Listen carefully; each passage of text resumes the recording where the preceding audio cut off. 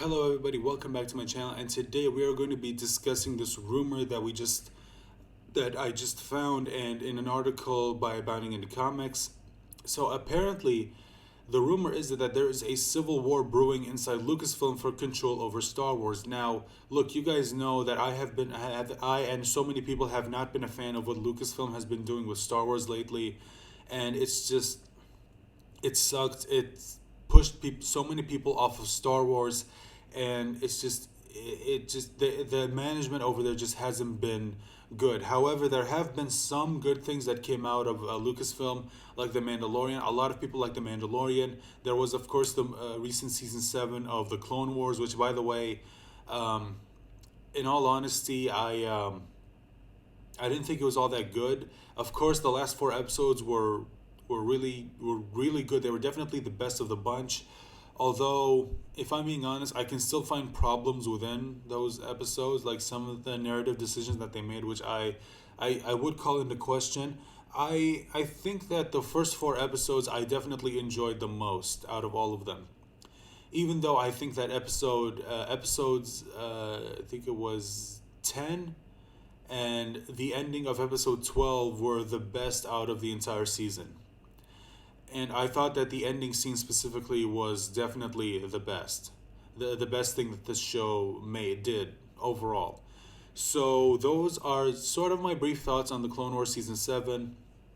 And in all honesty, however, just because we got a few good things or a few things that people liked out of Lucasfilm recently, doesn't mean that the majority of what they've put out is just absolute garbage. And I have no problem believing that there are people who are trying to fight for what they want, like Lucasfilm to be. Like, there are some people who want Star Wars to go back to being what it used to be, which is something that was just focused on giving us great stories that take place within this universe. Whereas you have people in Lucasfilm who want Star Wars to be what it is now, which is to just do nothing but push identity politics into everything, just completely sacrifice storytelling for politics, and it sucks. So let's get into the article. So a new rumor details that there is an internal power struggle happening at Lucasfilm over control of Star Wars and the franchise's creative decision. The rumor comes from WDW Pro on the WDW Magic forums. WDW, by the way, stands for Walt Disney World. In a post titled "What to Watch Going into the Earnings Report," dated Monday, May 4th, WDW Pro primarily discusses the Disney parks and ideas that has been tossing around on how they might be able to reopen amidst the ongoing coronavirus pandemic. However, WDW Pro also details an internal power struggle over the control of Star Wars at Lucasfilm. WDW Pro begins the ongoing battle over Lucasfilm's direction continues, with Kathleen Kennedy and Jon Favreau factions fighting over the studio. It's fairly well known at this point that the beef between Kennedy and Iger is real, given that Iger essentially ignored her in his memoirs. I don't blame him, considering how much money they spent on Lucasfilm, on buying Lucasfilm from George Lucas, and considering that she basically gave up an instant gold mine just to push her fucking politics. Yeah, I have no problem believing that Iger wants absolutely nothing to do with Kennedy. They continue. It's also hard to lose sight of how many projects Kennedy has seen fail at Lucasfilm. For example, Star Wars Resistance and Star Wars Forces of Destiny, Star Wars Galaxy of Adventures, Solo, and the sequel trilogy failing in revenues with each release. Yeah, by the way, Star Wars Resistance, that's this. Look at how fucking shit that looks. It's absolutely terrible. And Forces of Destiny, that all Star Wars female bullcrap that they try to push. Galaxy of Adventures, which is basically 1 minute shorts. Um, Now, if I'm being honest, when it comes to Galaxy of Adventures, I didn't really have a problem with it.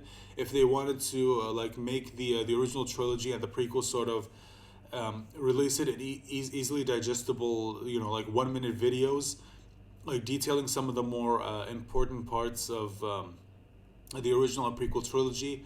But in all honesty, there are a lot of things that they changed. Like, for example, the moment when Luke and Han were rescuing Leia, they just turned Leia into some aggro sheep bitch, which I don't know why they did. It was terrible. Go watch it if you want to know what I'm talking about. Solo, a movie that nobody watched. Hashtag Solo lost money, and of course you have the sequel trilogy, which just just look at the box office if you want proof of that. You went from $2 billion to barely over $1 billion to barely crossing $1 billion. Not even making as much as Joker, which is a movie that didn't even release in China. It made over $1 billion and it didn't even release in China, you fucking morons. While Favreau seemingly struck it out of the park with The Mandalorian, although, well, when it comes to The Mandalorian, not everybody liked it. I think that I think most people liked The Mandalorian was because it was severely lacking in identity politics. I think that's the reason why so many people were quick to watch The Mandalorian, even though not, like, I didn't like most of it. Some of it I liked, not all of it. A series for Disney Plus that even Iger was giving creative suggestions for and taking notes on each episode. WDW Pro elaborated, buried in the lead of Waititi directing a new Star Wars film, which I'm not going to watch, which Kennedy has no creative control over. I'm still not going to watch it because I'm not going to support anything by this guy. Was confirmation of the female-centric Star Wars series being helmed by former Weinstein personal assistant Hedlund. Yeah, again, nobody's going to watch that shit. WDW Pro then details that Lucasfilm is taking a page out of the Ghostbusters 2016 and Charlie's Angels playbook, and that anyone who criticizes their direction with the show will be deemed a misogynist. They explain, but be ready, because it looks almost certain that a new narrative is being pushed by Kennedy loyalists in Lucasfilm, and that the narrative is that Hedlund was only a personal assistant for 1 year, even though we all know that's crap, and that being against her or her series is misogynistic, mean, and unfair. Well, boo fucking who. WDW Pro notes that Disney at large doesn't want this conflict. Again, this is a conflict that Disney doesn't want, and they don't want conflict over a hire that lavishly praised Weinstein, deleted hundreds of tweets at the same time as a leak about her project, and made no dirt on Iger and Eisner. While WDW Pro believes there is a storm brewing at Lucasfilm, they do indicate that Kennedy is well positioned to outlast it, as she has done time and time again. With all that said, Kennedy has essentially gotten her way time after time, outplaying Iger even if she has been hammered by segments of the fans, mostly by hiring and developing strong loyalty within her brand. Clownfish TV covered the rumor with Geeky Sparkles, ripping into Kennedy loyalists' alleged playbook of describing those who dare criticize Hedlund and her upcoming series as misogynistic, which, by the way, go subscribe to Clownfish TV if you haven't. Geeky stated, you know what, I'm going to rant for a minute. Yeah, she usually goes on her rants. You can take your misogyny and stick it up your ass, because I am effing tired, sorry mom, of being told every time I turn around, if I don't like your bullshit narrative shoved down my throat or up my ass like an enema, I am some kind of misogynistic, unfair, racist, sexist jerk. That is childish, that is lazy, that is cowardly. Seriously, guys, if you haven't, go subscribe to Clownfish TV. They are awesome. Because all you are doing is, and by the way, they actually know what they're talking about. So if you want to watch a channel by people who genuinely know what they're talking about, seriously, go subscribe to them, because all you are doing is taking people that are already marginalized and you're using them as damn shields. People are mad because she was a shitty choice. She was proven to have an agenda. She said crappy things on Twitter that she deleted. She continues, Kathleen Kennedy has completely effed up Star Wars beyond belief. There was no plan, never a plan. She was like, I still don't understand how the woman has a job, frankly. I really don't. Because if anybody can pinpoint to one person who messed up, it's her. I don't know why there's a picture of Sabine and Lawrence, but okay. She then adds, so don't you dare sit there and say it's misogynistic, mean, and unfair, because I am a woman and I think it's a lot of crap. And you are not going to sit there and tell me again that I am an internalized misogynist because of your PR spin. You know, there is a lot of women, and they are just sick and tired of hearing it. Star Wars fans have been women for years. It wasn't a recent thing that women have become Star Wars fans, and there have been strong female women in Star Wars.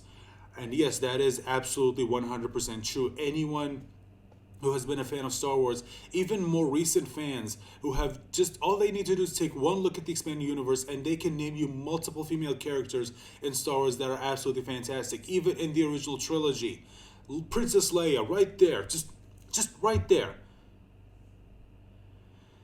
Oh boy. She concludes, so middle finger to you. You better not spin this new thing, because if you don't agree as misogynistic, mean, and unfair again, oh, look at how creative and original you are. Sorry, but I'm sick of it. As a woman, I am so sick of being used as a shield and then being told I'm not allowed to have an opinion other than the opinion they tell me I should have. Criticism of Headland as showrunner of the series has already been rebuffed by the likes of people like John Campia, or as people like to call him now, John Simpia. Towards the end of April, Simpia responded to the then rumors of Headland taking over the show, calling her critics man babies. Of course he did. In an obvious reference to Ryan Johnson. He stated, now I think I tried to cover this in a video, but the video was crap, so I just deleted it. But here's basically what happened. He said, now listen, I can already hear the man babies crying about, why is the female centric, why there's an agenda. Let's just put that to bed and not touch on this again, shall we? They've already got 3 other series that are all male-led. He added, that means right now, if this comes out and it's only about 4 shows, that's 70% of them male-led. They've got one that's going to happen to be a female-led one. Deal with it. Now, I'm not saying it in the tone that he said it, but if you watch the video, then you'll know that the way he said it is basically just, look, this is my statement, shut up now, just accept it, let's move on. He doesn't even give you a chance to rebuff his statements. Not even a chance. Or rebut his statements. And just move on. Can we move on from that? Thank you. See, just right there. He just makes a statement and then shuts down the discussion, not even letting you get your own opinion in. However, Cympia's co-host Aaron Cummings would rebuff him and break down why the criticism was valid and yes, oh God, that was beautiful, and why she had issue with how the rumor was circulated. It would not surprise me in the least, which by the way, if you haven't seen it, go find it, trust me, it is beautiful how she just completely destroys his argument. It would not surprise me in the least if Lucasfilm and Kennedy loyalists do attempt the strategy to deflect criticism of Headland's series. We've seen it play out throughout Hollywood. As I previously mentioned, Ghostbusters 2016 used it. More recently, we saw it deployed with Terminator Rogue Fate and Charlie's Angels. The film and studios that deploy this strategy don't tend to succeed.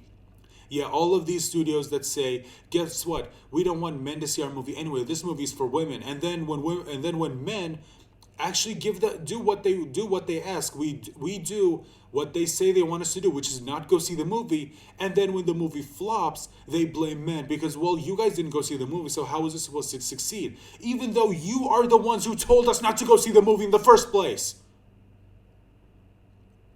Star Wars is already hurting with the absolutely horrible Disney sequel series and how it treated many of the iconic Star Wars characters. In fact, the failure of the sequel trilogy, and more specifically The Last Jedi, already created a box office bomb in Solo. The Star Wars brand is bleeding fans. There's only so much more it can take before it is broken like Batman's back after confronting Bane in the Nightfall series, if I remember correctly. Now, that is all I have to say when it comes to this video. By the way, this is the 3rd video that I'm recording at the same time. I already just got done recording another video, so I'm sorry if I keep taking breaks between saying this because my throat's a little dry. I apologize for that. So, but anyway, those are my thoughts on this. Now, again, this is a rumor, so take it with a grain of salt. However, I have no problem believing this rumor because, look, whether you like the new Star Wars or not, you cannot deny that it has been bleeding money. You can't deny that that behind the scenes, Lucasfilm, is a mess. It is an absolute mess. Just look at the Disney trilogy. Look at the Disney trilogy. They went in there with no plan.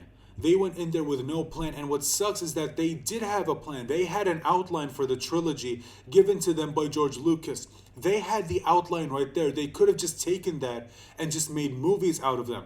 They had a good base. Now, even if you didn't like, if you remember what was written in George Lucas's outline, even if you didn't like it or whether you liked it or not, they could have taken that outline and just used that as a jumping off point into what they could have eventually made as the new trilogy. They could have taken ideas from it and turned them into something. But instead, they didn't do that. They completely ignored it. They threw it in the garbage. And then they just chose to rehash The Force Awakens. They chose to rehash A New Hope with The Force Awakens. And then, of course, you have The Woke Jedi. And then, of course, you have The Rusev Soywoker. Each movies that feel like they're not even a part of the same trilogy. Whereas you have the Force Awakens that tried to tell a story at the beginning of a story, and then you have the Woke Jedi, which completely ignored everything that happened in the last movie and tried to tell its own self-contained story.